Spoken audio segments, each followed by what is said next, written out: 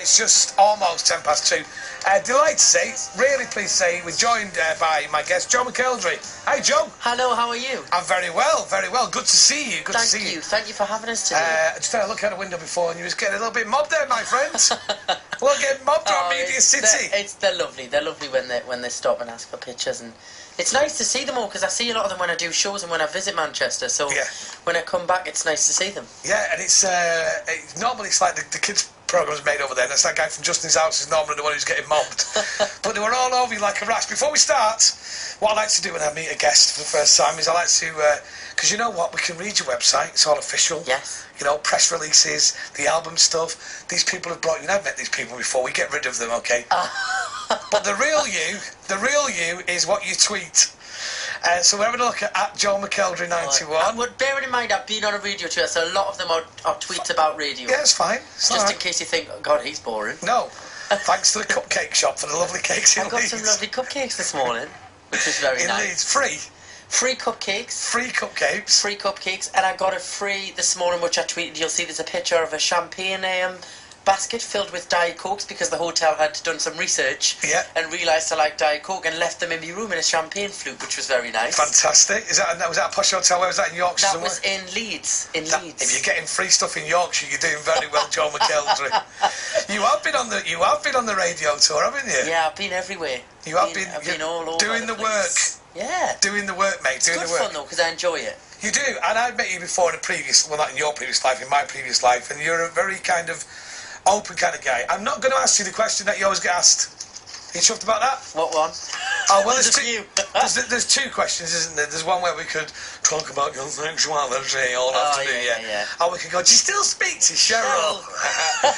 and you'll say, yeah, I keep in touch with her, I text her occasionally. That's what you'll say, won't you? That is true. Who cares? Yeah. Who cares? Who cares whether you speak to her or not? She did you a favour, you did her a favour. She's alright, she's not skinned, is she? She's lovely. She's lovely. You know when you did all that X Factor stuff and everything, and I watched the programme with a sense of, and I'm not a hater in anything in life. I don't hate anything, okay? But I kind of watched the X Factor and I kind of observe it rather than immerse. Yeah, do you know what I mean? I think a lot of people do that now. People go wild for it, but nowadays, when you did, what year did you do? I was 2000. I won in December 2009, so it started summertime. 3 years ago. Yeah, 3 now. So 3 series ago, okay. Yeah. Nowadays, I cannot watch television without tweeting at the same time. I'm the same. It's just. But do you not think you can't do anything without tweeting now? Yeah. You walk past something and I think, that's a good Twitter post. Like, I'm starting to think for Twitter now. It's ridiculous. Rather than think for songs. Yeah, I'm like, well, actually, I do that as well. I do sometimes think, I'm going to save that because that would be a good lyric. Yeah, just put it on. Well, comedians, I'm a comedian. A lot of my mates are one-liner merchants, and they put the jokes on Twitter, and they can never really use them again because they suddenly go and you think everybody's got them. Don't do your best work in the gym. So you're out and about on the promo tour. The album is called. Look at it. Here's what I believe. Yes. A couple of new songs on there, some covers. Few covers. A few songs that I've written, which is a first for me. Oh, is that the Gene Pitney song? Yes. Something's got a hold of very different to that version, but yes. Like mine's perfect, isn't it? Something's got a hold of my heart. Do you not do it like that? I don't, unfortunately. It's actually, we stripped that one back to a ballad. I knew you'd say that. But that's what I'm known for. Yeah. So I wanted to make it to fit my kind of. Are your headphones alright? You don't have to wear them, you know. You can take them off if they bug you. Well, I'm just keeping them on because I like the atmosphere in the headphones, but I don't want it to ruin me hair. You're so vain. I'm not vain, it's just I've spent a lot of time on my hair this morning, so I've just hold them at the back. Are you doing TV as well? Yes. So, because what your hair looks like on the radio, Joe. Yes, I am. So this album is out, when's it out? It's out on the 10th of September. The single here is what I believe is digitally available to download now. Digitally available? Digitally. We're only doing digital download on the single. Oh. So, but I'm really excited about it. Yeah. Like I said, first time I've done songwriting, and the first single's the one that I wrote with Mcelderry from Shakespeare Sister. Blimey. Yeah, so that was pretty cool. How'd you do that? You didn't say you write it with her? Did you go and sit in a room and go... Yeah. I did a writing camp in London back in February when we first started doing stuff for the album. And basically they got a massive group of songwriters together, and we're all split off into different groups. A bit like the X Factor. Then you got rid of that one, then you got rid of that one, then you got rid of another one. And then we sat in a room. I wrote it with her and Gav Clark out the band Uncle. Yeah. And we UNKLE. Yeah. Yeah. And it started. It started off just a conversation about how we were really annoyed that people lied to each other and were just honest and upfront in a relationship. And before you knew it, I'm sitting away writing all these like sayings about a relationship, and it turned into a song. And you're saying, here's what I believe. Well, she said, in conversation, she said, well, here's what, because she's American, and they always say that, here's what I believe. Yeah. And somebody just went, that needs to be the song title, and then we fitted it and pieced it all together, and first single. Fantastic. Bang. So, your career has gone a little bit differently than you could have expected it to go from the X Factor. It's not pop, pop, pop, pop. There's a lot of ballads in there. Yeah, I mean, I would say it's middle of the road pop, and it's kind of what I was known for on the X Factor, but with my own twist on it. I think now, creatively a bit more twisted. I don't know about this, and I'm not fishing for anything here because I don't know this about anything. Are you still involved with Simon Cowell? Is he in your career? I'm signed to Universal now. Right. And I have complete different management company. I've got a whole new team around. I'm not interested whether that's a good thing or a bad thing. I'm just interested whether that was the case because. Yeah. Sometimes when you go in that competition, you're with them for 25 years. No, I was the fortunate one. You got out of that. I remember when you was on the show, your mum's quite important, isn't she? Yeah, she actually works with me a lot. She comes on the road and she assists with the management company and helps out and everything. And so your mum's on the road? Not always. She's not here this week. Are you single? Or, I am, unfortunately. But that can't help you when your mum's knocking about. Yeah, well, I don't go out clubbing with her or anything. No, so. Good night, Mum.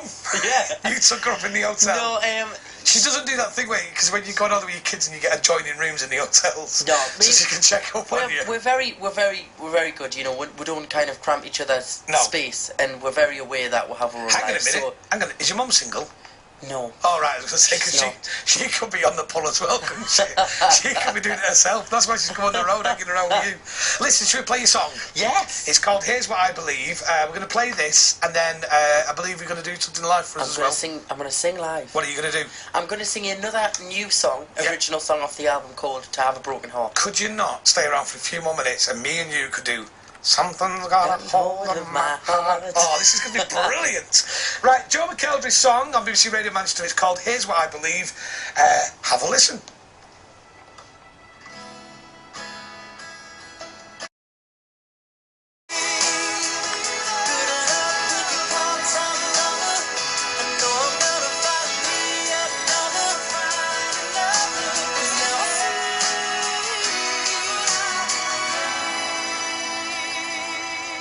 Very good, well done. Thank you. Well done, Joe Mcelderry. Here's What I Believe. Thank you. It's got that kind of, it's got an American feel to it as well. Well, you've written it with Americans, didn't you? Yeah, well, and also, when I was recording the album, I listened to a lot of Lady Antebellum and Carrie Underwood, that kind of pop country, yeah. Which I think you can tell it's got a little bit of that on, like the guitar riffs and things like that. Are you going out to America? Are you trying to flog this to America? Is that the plan? There's lots of discussions. I mean, I would imagine Europe would be the first port of call. Yeah, and Far East. And then hopefully America. I mean, I'd love to go out there. The thing with that is that you've got to have something lined up to just go bang. You can't do it half-heartedly. So we're planning things and hopefully it'll pull off. Fantastic. Listen, we were talking about cartoon injuries, and I asked you, Joe Mcelderry on BBC Radio Manchester, what was your cartoon injury? I'll tell you a funny one. Once I was at my auntie's house, making name checker.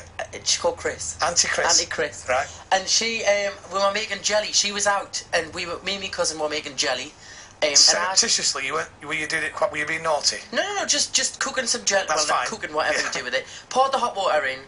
Carried the jelly into. She had a fridge in another, like in the extension part of her house. Right. Carried it through onto the wood floor. Spilt the jelly on the floor, and it was like an ice rink. So I thought it would be funny to like slide across the room on it. Oh yeah, in your Auntie Chris's house, yeah. And did that kind of thing where, you know, when you slip but your legs are like running. Like a cartoon, yeah. Went up in the air, upside down, and cracked me head off the wooden floor. I've never been in so much pain in my life. You're joking? Yeah. So you actually spun on a jelly? Like, spun on the jelly, like legs went in the air and landed on the head. Like on my forehead. That's fantastic. I had an egg for about 2 weeks. And you've never been the same since? Never.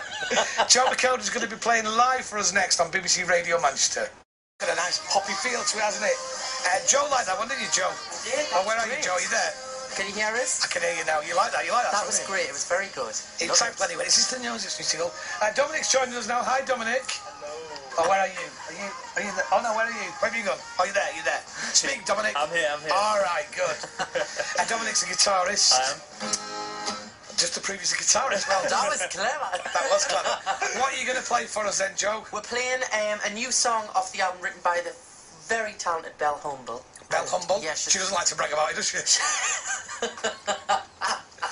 She writes for a lot of cool people, so... like you, Joe. She writes for Paloma Faith as well, who's very, very, very good. Oh, yeah. And I love her. So, yeah, this is To Have a Broken Heart. Take it away.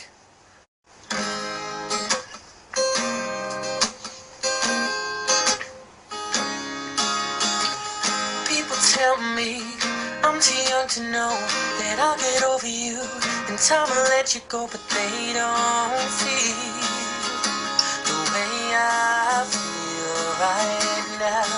If they knew you in the way I did and how you love me, they'd understand this pain is real. No time won't heal, so this is how it feels to be torn apart. The sky is falling down and I'm lost in the dark. How will I ever get over you? How will I ever get over you? I know I gotta try, but I'm dying inside and I don't know where to start. So this is how it feels to have a broken heart.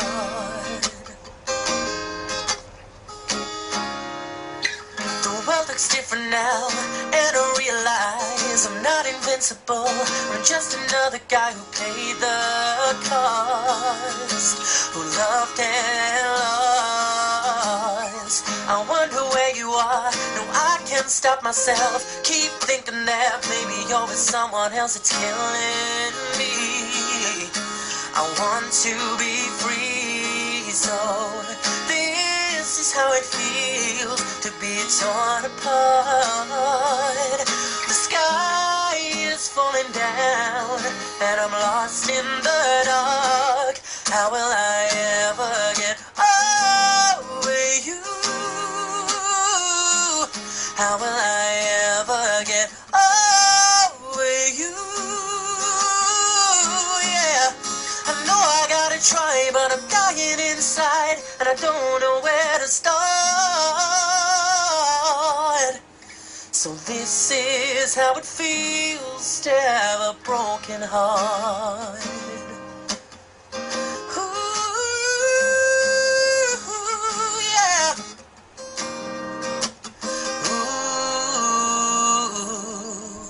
a broken heart.